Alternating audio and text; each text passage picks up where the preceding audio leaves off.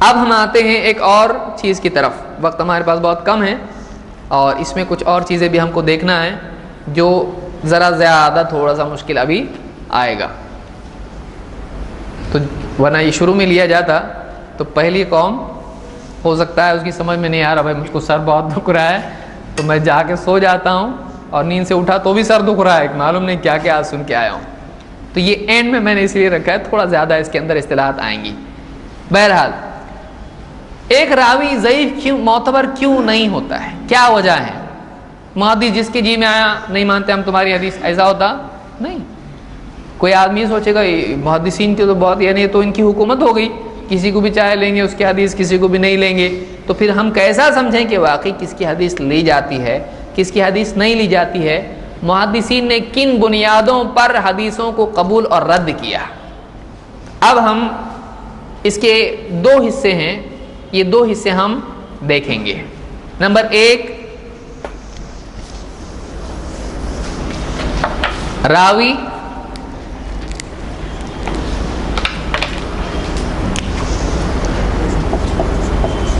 کیوں ضعیف ہو جاتا ہے، اور دوسرے اس سے حدیث پر کیا اثر پڑتا ہے یا ضعیف حدیث کس کو کہتے ہیں.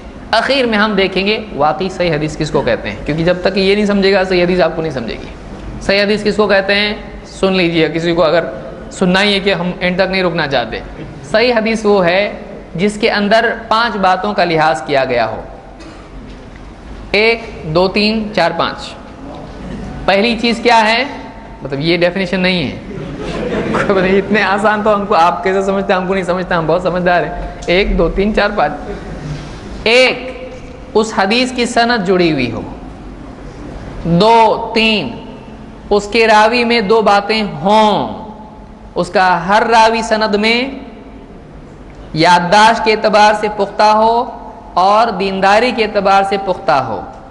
4 5 وہ حدیث 2 چیزیں نہ ہو اس حدیث میں، وہ حدیث شاذ نہ ہو معلل نہ ہو. اب آپ بولیں گے یہ نہیں سمجھا، اسی لیے میں کہہ رہا ہوں یہ اینڈ میں بتاؤں گا میں، کیونکہ یہ سمجھنے کے بعد ہم وہ دیکھیں گے. ٹھیک ہے؟ تو صحیح حدیث اس کو کہتے ہیں جس کی سند متصل ہو، اس کا ہر راوی عادل ضابط ہو، وہ حدیث نہ شاذ ہو نہ معلل ہو. تو آگے بڑھتے ہیں. راوی کیوں ضعیف ہوتا ہے؟ 10 وجوہات علماء نے اس کے ذکر کی ہیں. 10 باتیں ابن حجر نے نخبۃ الفکر میں ذکر کی ہیں. وہ 10 باتیں کیا ہیں؟ 10 باتوں میں سے 5 باتیں راوی کے کردار کے بارے میں ہیں اور 5 باتیں اس کی یادداشت کے بارے میں ہیں. اس اعتبار سے راوی کی 2 باتیں ہیں جن پر دھیان دیا جاتا ہے. ان 2 باتوں میں وہ معتبر ہونا چاہیے. آپ پہلے یہ بتائیے کہ کوئی خبر کوئی بات کوئی لے کے آتا ہے، اس میں گڑبڑی کس اعتبار سے ہو سکتی ہے، کتنے اعتبار سے ہو سکتی ہے؟ خبر کوئی حدیث کوئی بیان کر رہا ہے، کیا کیا ہو سکتا ہے اس میں؟ نمبر 1، ایک آدمی اپنی طرف سے جھوٹ بول رہا ہو، ایک تو یہ ہو سکتا ہے. اور دوسرا انجانے میں کچھ کا کچھ بول دے، انجانے میں کچھ کا کچھ سنے کچھ بول دے، تو یہ کیا ہو گئی؟ اس کی غلطی ہوئی. تو ایک تو ہو سکتا ہے کہ جان بوجھ کے حدیث میں بگاڑ کرے، دوسری یہ ہو سکتا ہے کہ انجانے میں بگاڑ کرے. اس اعتبار سے حدیث میں کیا ہو سکتا ہے؟ ڈسٹورشن جس کو آپ کہتے ہیں. حدیث میں فساد کیسے آ سکتا ہے؟ 2 اعتبار سے، جان بوجھ کے بگاڑا یا انجانے میں غلطی کی. جان بوجھ کے حدیث میں اپنی طرف سے کچھ بھی تبدیلی کرنا کس بنیاد پر ہوا؟ کیوں ہوا ایسا؟ اس آدمی کو اللہ کا ڈر تھا؟ وہ آدمی تقوی والا تھا؟ نہیں، اس کی دینداری میں یہ تہمت ہے. یہ آدمی صحیح نہیں ہے، جان بوجھ کے حدیث میں جھوٹ بولتا ہے، جان بوجھ کے حدیث میں اپنی طرف سے کمی زیادتی کرتا ہے جس سے معنی بدل جائیں، تو اس کا تقوی مجروح ہو گیا. تو ایک تو چیز معلوم ہوئی کیا ہے؟ راوی کے تقوی کی وجہ سے، تقوی اس کے اندر ویسا تقوی نہ ہو جیسا ہونا چاہیے ایک آدمی کے اندر، جس کو آپ کہیں گے کہ وہ راوی عادل نہیں ہے یا عدل نہیں ہے. عادل کی میننگ تھوڑی دیر پہلے ہم دیکھیں ہیں, بیلنس ہونا, یعنی عادل آپ سوچیں گے انصاف کرنے والا, وہ نہیں. عادل کا مطلب یہاں پر کیا ہے کہ برابر پابند رہنے والا اور دین پر ٹھیک ٹھاک چلنے والا, نہ کمی نہ زیادتی, نہ بدعتیں نکالتا ہے نہ فرائض چھوڑتا ہے, دونوں چیزیں. تو عادل ہو یعنی تقوی والا ہو, پابند ہو, دیندار ہو, متقی ہو. اور دوسرا یہ ہو سکتا ہے کہ اس کی یادداشت ٹھیک نہیں ہے, سنتا کچھ ہے اور بولتا کچھ ہے. پھر یہاں پر سننے میں کمی ہو سکتی ہے, یاد رکھنے میں کمی ہو سکتی ہے, بولتے وقت خرابی ہو سکتی ہے. صحیح, 3 سٹیجز ہیں حدیث کے. نمبر 1 سننا, نمبر 2 یاد رکھنا, کنٹینر بننا, اس کے لیے برتن بننا, نمبر 3 اس کو بیان کرنا. 3 لیول ہیں اس کے حدیث کے تعلق سے, سننا, یاد رکھنا, پہنچانا. اسی حدیث میں کیا ہے, نضر اللہ امرأ سمع منا حدیثا فحفظہ حتی یبلغہ غیرہ. دیکھیے حدیث میں 3 باتیں آئی ہیں. اللہ تعالیٰ خوش رکھے, سرسبز و شاداب رکھے اس انسان کو جو ہم سے حدیث کو سنے, پھر اس کو محفوظ رکھے یہاں تک کہ دوسرے تک پہنچا دے. تو کتنے سٹیپس ہوئے, سننا, یاد رکھنا, پہنچانا. تینوں میں سے کہیں نہ کہیں خرابی ہوئی. سنتے وقت پنکھا دیکھ رہا تھا اور آدھی بات سنی, محدث کے درس میں بیٹھا تھا, چڑیا آئی, ارے ہری چڑیا, تو اس میں یہاں کی بات آدھی رہ گئی. تو سننے میں غلطی. دوسرے یہ کہ سنا لیکن یادداشت اس کی پکی نہیں ہے, اس کو یاد نہیں رہتا ہے. تو سنا لیکن شاید ایسا کہا تھا بول کے اپنی طرف سے پورا ایک پیراگراف جوڑ دیا, تو اس کو یاد نہیں رہ رہا ہے. آدھی حدیث ادھر کی آدھی حدیث ادھر کی جوڑ دی. فلاں صحابی نے کہا اور وہ فلاں صحابی کی روایت نہیں ہے, فلاں دوسرے صحابی کی ہے. صحابی کا نام ادھر سے, روایت ادھر سے. مکہ میں جنگ بدر ہوئی تو ایسا ایسا ہوا. تو مکہ میں جنگ بدر کب ہوئی؟ تو شاید ہو سکتا ہے ایسا ہو, کچھ تو بھی ہو. اب ایسا بول رہا آدمی تو اس کو وہ نالج کو کنٹین نہیں کر پا رہا ہے, وہ علم کو محفوظ نہیں رکھ پاتا ہے. سنتے وقت بہت وضو کر کے سناتا, دھیان سے ایک دم, ٹوپی ووپی پہن کے, جبہ پہن کے سب, لیکن یاد بعد میں رہا نہیں. تو یادداشت اس کی صحیح نہیں ہے. تیسرا, یاد تو تھا لیکن دھیرے دھیرے کیا ہو گیا, بیان کرنے میں لاپرواہی میں کچھ بھی بول دیتا ہے. احتیاط بولتے وقت نہیں کرتا ہے, کچھ بھی بول دیتا ہے. اپنی طرف سے اضافہ ہوگا, پیچھے نہیں آتا ہے, غلطی مانتا نہیں ہے, یا لاپرواہی میں کچھ بھی بول دیتا, ہوش نہیں ہوتا اس کو کیا بول رہی ہے. تو ان تینوں لیولز پہ غلطی ہو سکتی ہے, جان بوجھ کے بھی اور انجانے میں بھی. بیان کرتے وقت جان بوجھ کے بھی آدمی جھوٹ بول سکتا ہے. کبھی کبھی آدمی بول دیتا ہے حدیث میں ایسا آیا, اس لیے کہ اپنا مسلک بچائے, اپنے آپ کو سچا ثابت کریں, مناظرہ نہ ہارے. تو ایسا آدمی بول دیتا ہے, تو یہ جھوٹ ہوتا ہے, وہ حدیث نہیں ہوتی ہے. تو لہٰذا 2 چیزیں ہیں کہ راوی عادل اور ضابط ہونا ضروری ہے. عادل کس کو کہیں گے, کردار کے اعتبار سے متقی, دیندار, پرہیزگار, کہ ایسا آدمی جھوٹ نہیں بولے گا. وہ دنیا میں جھوٹ نہیں بولتا, وہ دین میں کیوں جھوٹ بولے گا. تو متقی آدمی. دوسرا ضابط ہو, اس کی یادداشت پکی ہے, وہ یاد رکھتا ہے, سننے سے لے کے بیان کرنے تک یاد رکھتا ہے. اتنا بھی بہت ہو گیا, زندگی بھر یاد رہ نہیں رہے وہ اور بات ہے, سننے سے بیان کرنے تک اس کو یاد رہتا ہے. تو ایسا آدمی ضابط ہے. تو یہ 2 چیزیں راوی میں ہونا چاہیے. اس اعتبار سے اگر فساد ہے, تقوی میں خرابی ہے, تقوی اس کا اسٹیبلشڈ نہیں ہے, وہ معتبر ثابت نہیں ہوتا ہے, اس کی حدیث لیں گے نہیں. دوسرا, اس کی یادداشت میں کچھ نہ کچھ پرابلم ہے, تو ایسے آدمی کی روایت بھی نہیں لیں گے. اس اعتبار سے 10 باتیں علماء نے بیان کی ہیں. 5 باتیں عدل سے متعلق ہیں, 5 باتیں ضبط سے متعلق ہیں. آئیے دیکھتے ہیں وہ کیا کیا ہیں. نمبر 1, پہلی چیز, کوئی راوی, نمبر 1 حدیث میں جھوٹ گھڑنا. کوئی راوی اگر اس سے یہ ثابت ہو جائے کہ زندگی میں ایک بار اس نے جانتے بوجھتے نبی صلی اللہ علیہ وسلم کے نام سے جھوٹی بات کہی, اس کی ساری روایتیں غیر معتبر ہو جاتی ہیں. وہ راوی اعتبار اپنا کھو دیتا ہے. بلکہ بعض علماء نے ایسے راوی کو اسلامی حکومت میں ایسے راوی کے قتل کا بھی فتویٰ دیا ہے کہ جو آدمی نبی صلی اللہ علیہ وسلم پر جھوٹ بولنے کو حلال سمجھتا ہے یہ اسلام سے نکل جاتا ہے۔ لہٰذا نبی صلی اللہ علیہ وسلم پر کوئی راوی جھوٹ گھڑے، اور ایسے راوی تھے، روایتیں اگر وقت ملا تو میں بتاؤں گا کیا کیا گھڑی گئی ہیں، کہ اللہ کے نبی صلی اللہ علیہ وسلم پر راوی نے جھوٹی حدیثیں گھڑی۔ کسی نے کیوں گھڑی بتایا میں نے، جیسے کہ اپنا نسخہ چلانے کے لیے، کسی نے بادشاہ کو خوش کرنے کے لیے، کسی نے کسی قبیلے کی فضیلت گھڑنے کے لیے، کسی نے کسی قبیلے کو غلط ثابت کرنے کے لیے قوموں کو، کسی نے صحابہ سے دشمنی اپنی نکالنے کے لیے، کسی نے کسی اور وجہ سے، کسی نے تصوف کی وجہ سے، کسی نے سیاست کی وجہ سے، کسی نے کسی اور وجہ سے، کسی نے کسی پیشے کو صحیح ثابت کرنے کے لیے، کسی نے پیشے کو غلط ثابت کرنے کے لیے، کسی کو لوگوں کو بھیڑ جمع کرنے کا شوق تھا، عجیب و غریب باتیں بیان کروں گا تو لوگ سنیں گے، میرے پاس آئیں گے، نبی کے نام سے اس نے عجیب و غریب قصے سنانے شروع کر دیے، جھوٹی جھوٹی باتیں، پچھلے زمانے کا قصہ ہے، ایک حدیث میں ایسا آیا ہے، بنی اسرائیل میں ایسا تھا، کچھ بھی بیان کرنا شروع کر دیا۔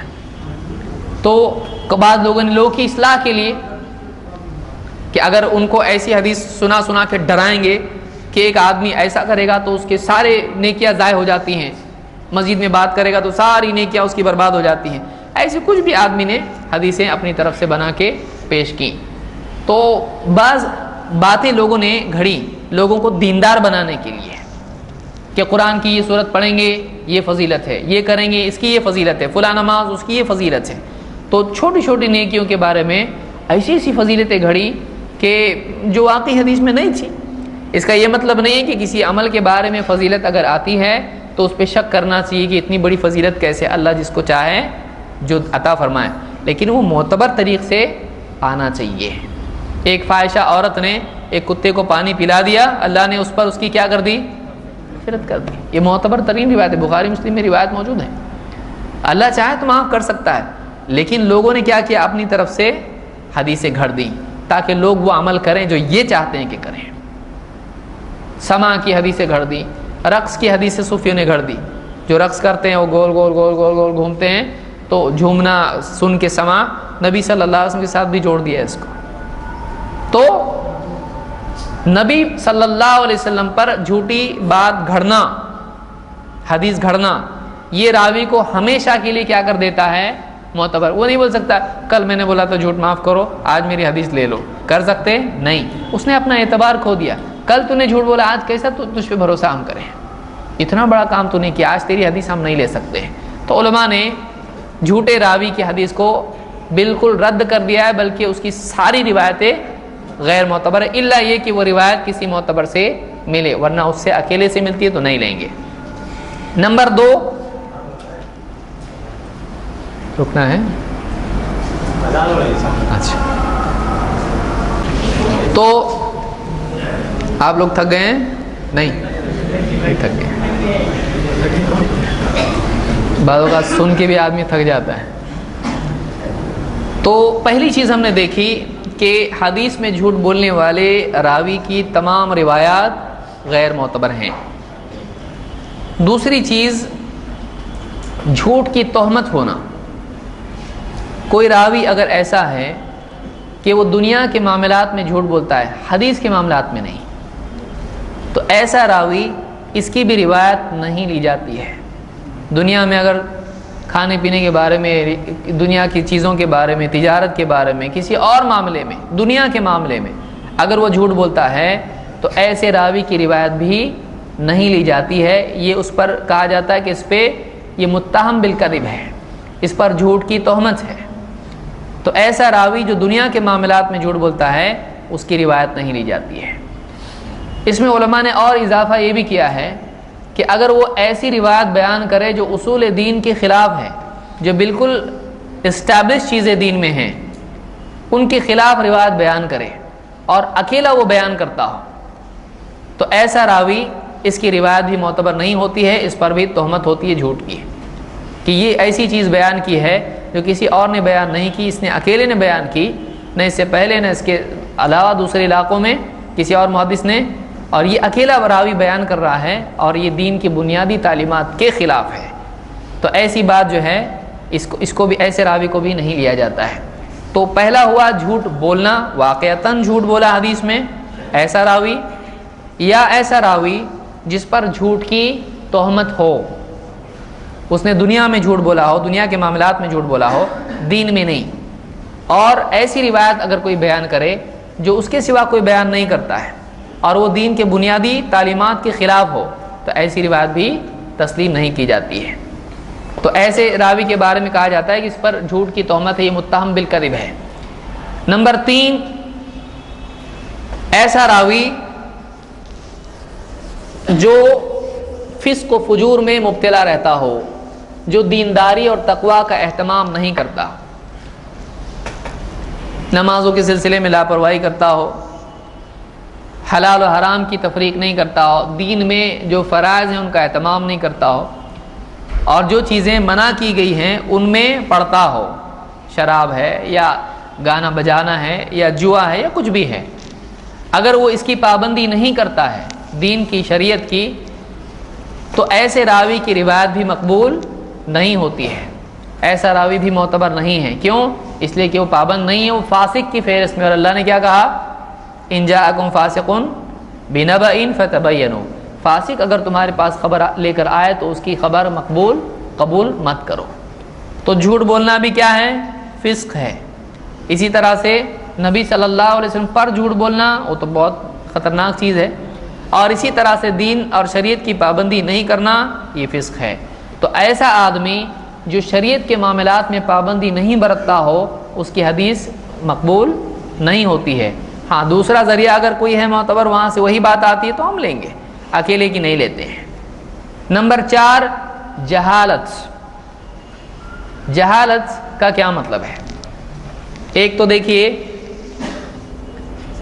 نبی صلی اللہ علیہ وسلم پر جھوٹ، 2 جھوٹ کی تہمت اس پر ہے۔ تہمت کس نے لگائی؟ معتبر لوگوں نے جو اس فن کے ماہر ہیں، حدیث کے ماہر ہیں۔ 3 فسق، گناہوں میں پڑنا، شریعت کی پابندی نہ کرنا۔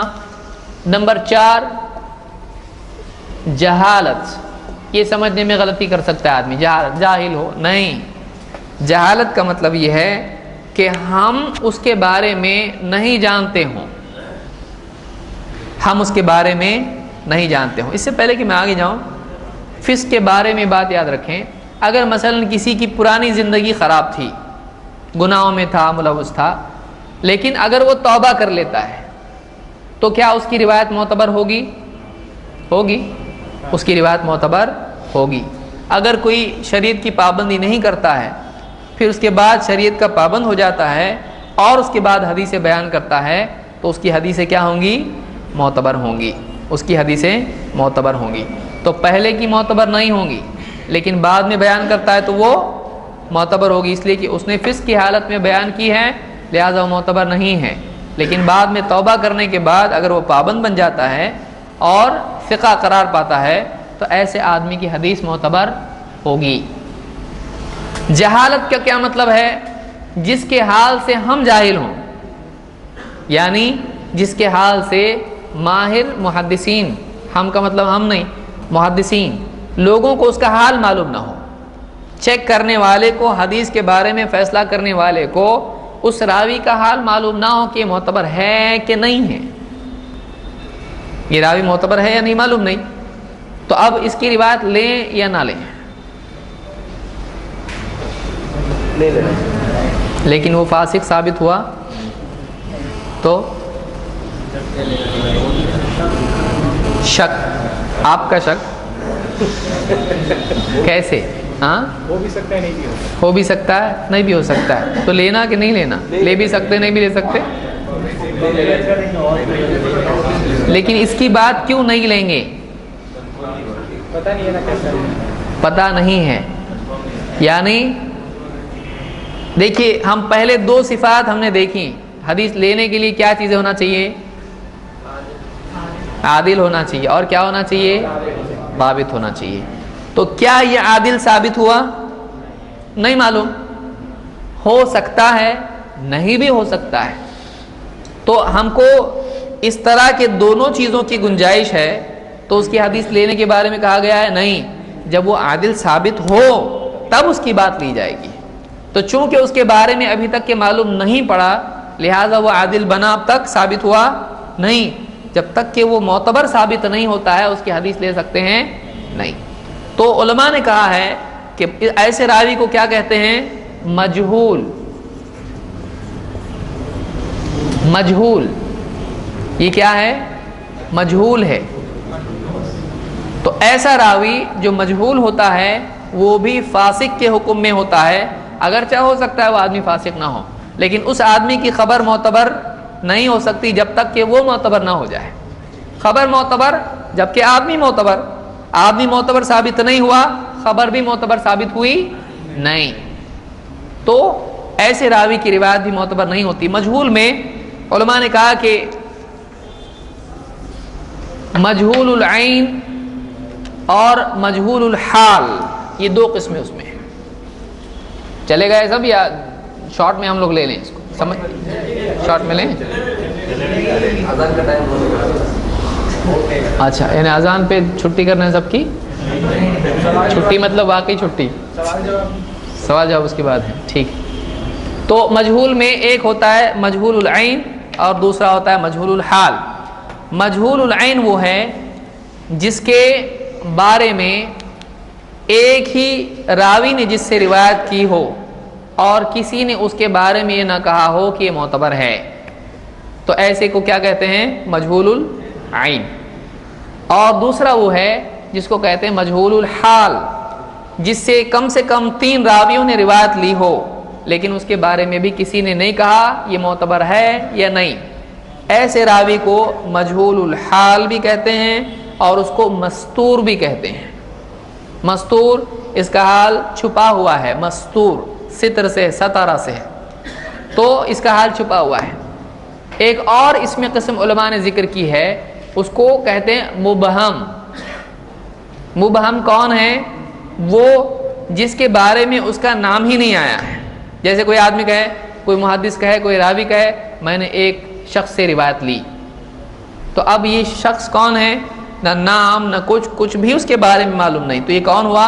مبہم ہے۔ یہ اس کے بارے میں بتایا ہی نہیں گیا کہ کون ہے، نام تک معلوم نہیں ہے، تو ایسا راوی کیا ہے؟ مبہم۔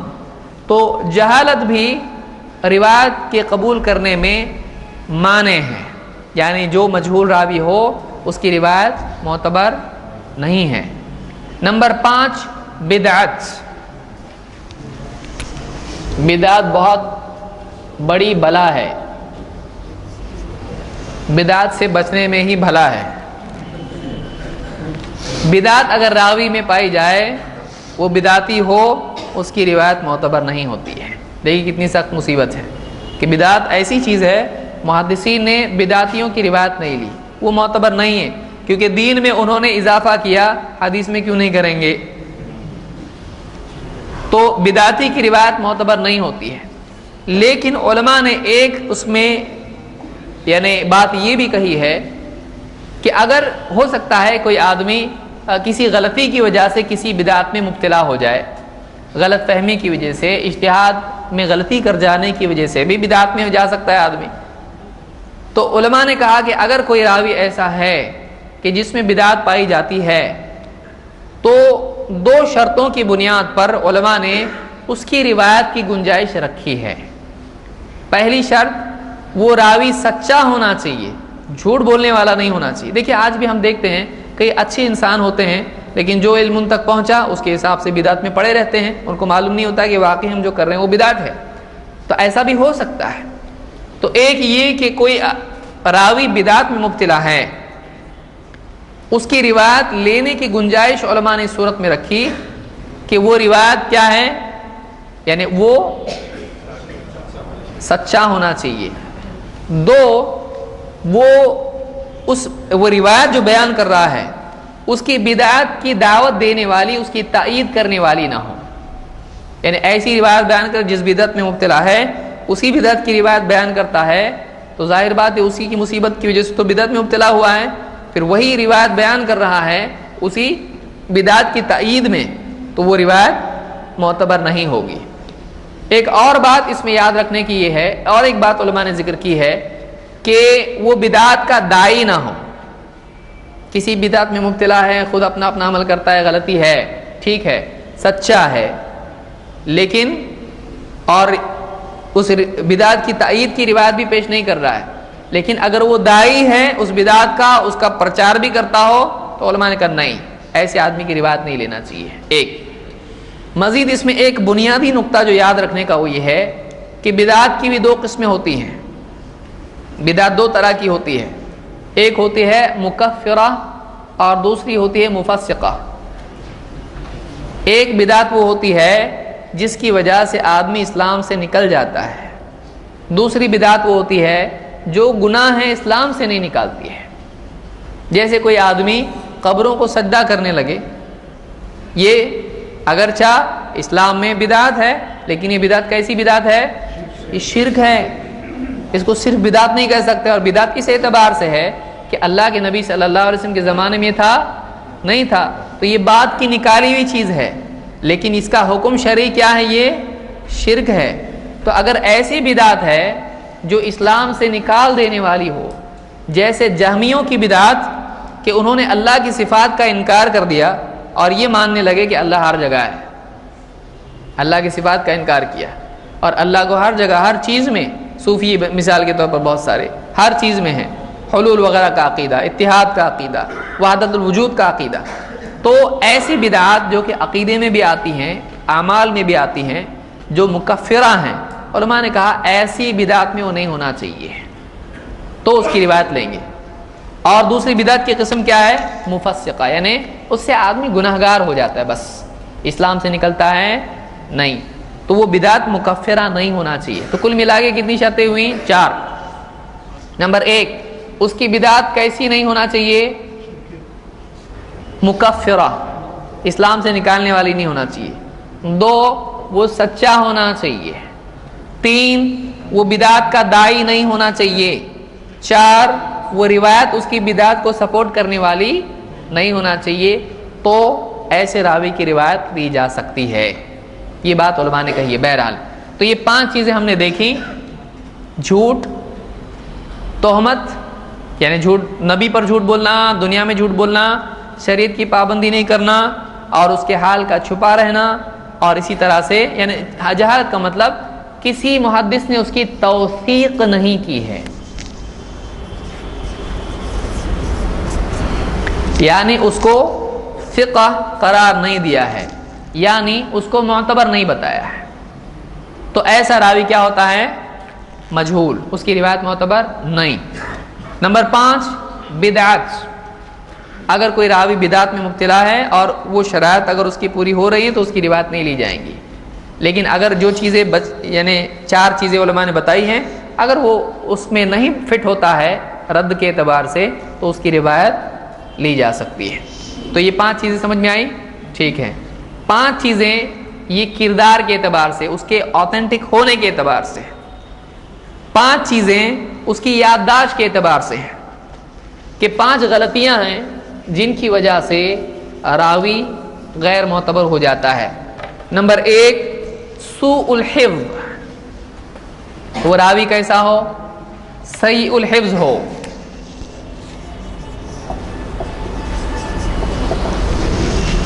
اس کا حافظہ خراب ہو۔ حافظہ خراب ہو یعنی اس کی میموری، اس کو یاد نہیں رہتا، ابھی بول کے آپ پھر پوچھے تو کیا بولے تھے پھر سے بتاؤ، یاد ہی نہیں رہتا اس کو۔ تو ایسا آدمی جس کی یادداشت خراب ہے، ایسے راوی کی روایت معتبر ہوتی ہے نہیں۔ پھر سیء الحفظ 2 اعتبار سے ہوتا ہے راوی، ایک اس کا شروع سے حافظہ خراب ہے، 2 عمر کے ایک حصے میں پہلے اچھا تھا بعد میں خراب ہو گیا، اس کو طاری کہتے ہیں، یعنی پہلے اچھا تھا بعد میں خراب ہو گیا اس کا حافظہ۔ مثلا ایک راوی ایسا ہے شروع سے اس کو یاد ہی نہیں رہتا، بچپن سے یاد نہیں رہتا، بعد میں بھی یاد نہیں رہتا، تو اس راوی کی روایت لیں گے نہیں، لوگوں میں معروف ہے اس کو یاد نہیں رہتا ہے۔ 2 اچھا تھا، سب کچھ یاد رہتا تھا، لیکن ایکسیڈنٹ ہو گیا، سر میں چوٹ آئی، اب بھولتا ہے، اب یاد نہیں رہتا ہے۔ یا بڑھاپا آیا، بڑھاپا آنے کے بعد بڑھاپے میں بہت ساری باتیں بھولنے لگا.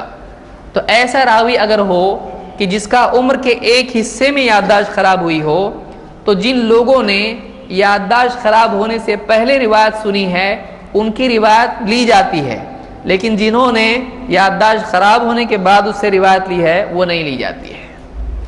اس لیے ڈیٹ کام آتی ہے، اس کا کب کیا ہوا، فلاں سال میں اس کی یادداشت خراب ہو گئی، لہذا یادداشت جس کی خراب ہو اس کی روایت نہیں لی جاتی ہے. بیماری کی وجہ سے، ایکسیڈنٹ کی وجہ سے، بڑھاپے کی وجہ سے. کہتے ہیں کہ اختلط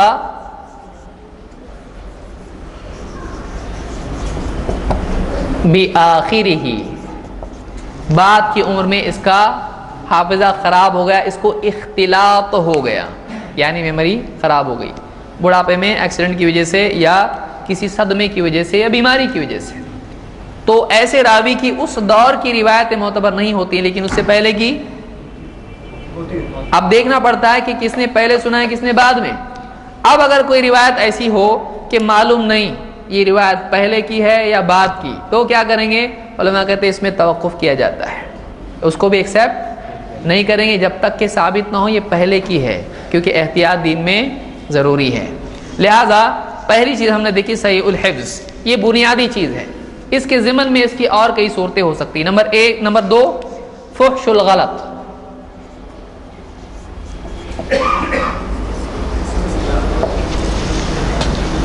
ایسا راوی جو حدیث بیان کرنے میں کثرت سے غلطیاں کرتا ہے، کبھی راوی کے نام غلط بیان کر دیتا ہے، کبھی علاقے کا نام غلط بول دیتا ہے، کبھی حدیث میں آگے پیچھے کر دیتا ہے، کبھی ادھوری بات بیان کرتا، مین ٹکڑا جو بات کو کلیئر کر رہا ہے وہی چھوڑ دیتا ہے، وغیرہ وغیرہ، جس کی عام عادت ایسی ہو. کبھی کبھی ہر ایک سے ہوتا ہے یہ، لیکن جس کے ہاں عام طور سے ایسا ہوتا ہو، جو زیادہ تر ایسی غلطی کرتا ہو، جس کو کیا کہتے ہیں؟ فحش الغلط، یعنی کثرت سے اوپن مسٹیکس کرتا ہے، کلیئر مسٹیکس کرتا ہے، اور ایک دو بار نہیں بلکہ بہت کرتا ہے ایسا.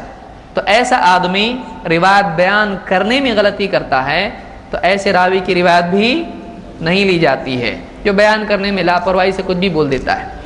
ایسے راوی کے بارے میں اس کی وفات کے بعد بھی اس کو ضعیف قرار دیا جا سکتا ہے کہ نہیں؟ بعض لوگ کہتے ہیں کہ یہ تو اس زمانے میں نہیں تھے، بعد میں آ کے کیسا بول رہے ہیں ضعیف ہے. کیسے معلوم پڑا وہ ضعیف ہے بعد میں؟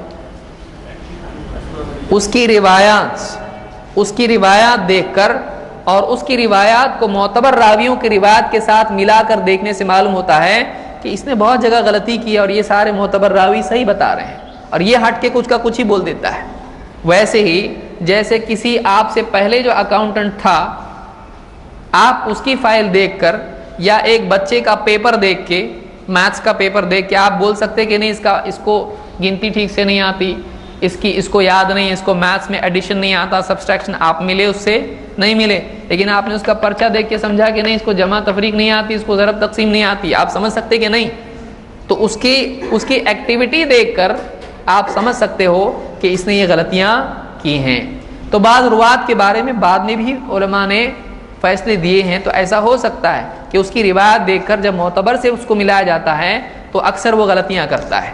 صحیح سے معتبر سے اس کو ملا کے دیکھنے سے معلوم پڑتا ہے کہ یہ غلطیاں کرتا ہے. نمبر 3، فحش الغفلہ یا کثیر الغفلہ یا شدید الغفلہ.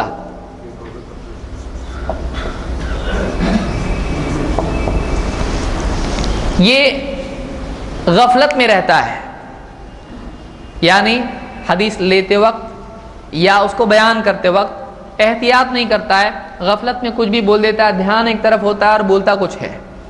یا سنتے وقت میں محدث کے درس میں بیٹھا ہے اور اس کا دھیان کسی کے قلم پہ کیسا لکھ رہا ہے اور اس کا دھیان سننے پہ نہیں ہے، کوئی اچانک بولتا آگے دیکھو تو پھر ہاں سنتا ہے ایک دم، تو اس کا دھیان اکثر بھٹک جاتا ہے. تو ایسا راوی جو غفلت میں رہتا ہے سنتے وقت یا بیان کرتے وقت میں، تو جس کا دھیان ٹھہرتا نہیں ہے سنتے وقت بھی یا بیان کرتے وقت بھی، تو ایسے راوی سے بھی لے سکتے ہیں نہیں. آپ ایسے ڈاکٹر کے پاس اپنے بچے کو لے جائیں گے جو آپریشن کرتے وقت، دوائی دیتے وقت، انجیکشن دیتے وقت کہیں بھی دوسری طرف دیکھتا ہاں پنکھا گھوم رہا ہے، دے دیا انجیکشن، آپ دیں گے ایسا غفلت نہیں ہونا چاہیے، آدمی کا دھیان برابر اس کام پر ہونا چاہیے۔ تو اسی طرح سے حدیث بیان کرتے وقت میں یا سنتے وقت میں اس میں غفلت نہیں ہونا چاہیے، جس کا عام غفلت کا معاملہ اس سے حدیث نہیں لی جاتی ہے۔ نمبر 4 کثرت الوہم،